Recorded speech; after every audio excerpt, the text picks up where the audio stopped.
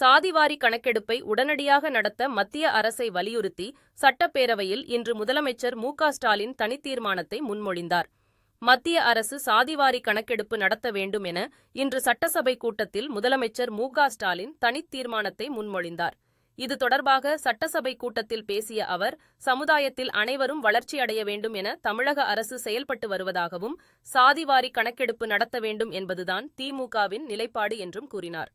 10 ஆண்டுகளுக்கு ஒருமுறை மக்கள் தொகை கணக்கெடுப்பை நடத்தும் மத்திய அரசுதான் சாதிவாரி கணக்கெடுப்பையும் நடத்த வேண்டும் என தெரிவித்தார்.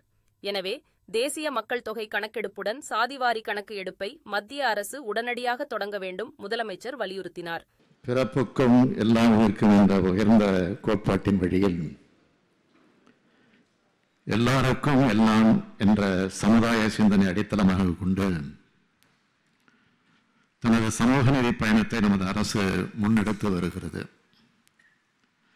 சமுதாயத்தின் அனைத்து தரப்பு மக்களையும் கல்வி மற்றும் வேலை வாய்ப்புகளை பெறுவதில் சம வாய்ப்புகளையும் சம உரிமைகளையும் கொண்டவர்களாக மாற்றுவதன் மூலம்தான் உண்மையான பரவலான பொருளாதார வளர்ச்சி அடைந்த சமுதாயமாக நாம் மாற இயலும்.